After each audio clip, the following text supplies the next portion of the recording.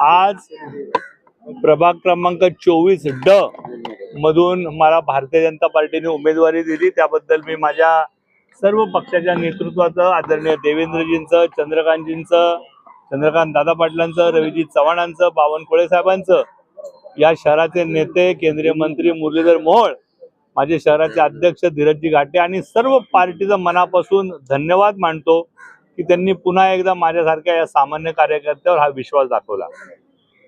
यादी का जाहीर झाली नाही? यादीचं अंतिम काम चालू आहे. आता ज्या प्रदेशात एकूण महाराष्ट्रात 29 महानगरपालिका आहेत. प्रदेशाचे अध्यक्ष या ठिकाणी सगळ्या अंतिम याद्या थोड्याच वेळात प्रसिद्ध करतील. युतीमध्ये आक्रमक झालेली आहे. आरपीआयला जे 9 जागा देण्यात आलेल्या आहेत त्यातले 7 भाजपचे उमेदवार दिले असं त्यांचा आरोप आहे. आणि ते पक्ष कार्यालयाबाहेर आंदोलन करतात. आपल्या आरपीआय हा आमचा सहकारी पक्ष आहे, महायुतीतला पक्ष आहे.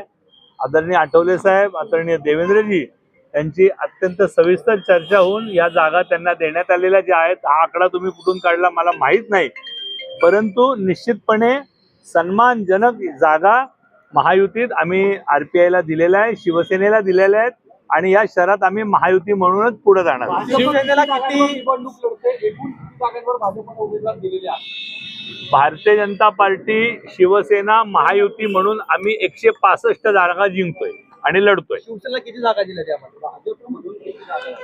आम्ही महायुती म्हणून लढतोय. भारतीय जनता पार्टी, आरपीआय आणि शिवसेना म्हणून एकत्रित आम्ही या निवडणुकीला सामोरं जातोय. आपण जे विभाजन अपेक्षित करता तसं विभाजन महायुतीत नाही. म्हणजे ते सुद्धा आपल्या चिन्हावर नाही. भारतीय जनता पार्टीच्या चिन्हावर लढेल आणि शिवसेना शिवसेनेच्या चिन्हावर लढेल. निश्चितपणे याचा निर्णय आदरणीय देवेंद्रजी आणि एकनाथजींनी मिळून ठरवलाय आणि तो जो आकडा दोन्ही पक्षांना मान्य असेल त्या आकड्यांवरच त्यांचे उमेदवारी अर्ज भरले.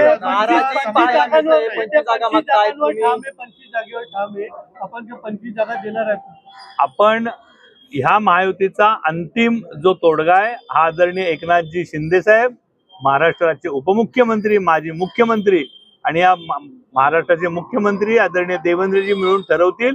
तो आकडा आम्हा सर्व कार्यकर्त्यांना मान्य असेल. अनेक उमेदवार नाराजी व्यक्त करतात, सोशल मीडियावर नाराजी दिसते. 2300 जणांच्या आपण मुलाखती घेतल्या, फक्त 165 जणांना तुम्ही आता उमेदवारी देऊ शकणार आहात.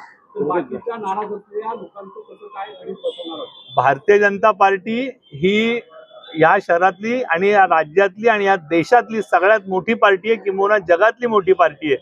कार्यकर्त्यांचं प्रचंड मोठं जाळं असल्यामुळं हा अंडरेज असतोच, परंतु भारतीय जनता पार्टीचा मूळ कार्यकर्ता हा आज उमेदवारी अर्ज भरूस्तोवर उमेदवारी मागतो, त्याच्यानंतर तो कमळासाठी काम करू लागतो.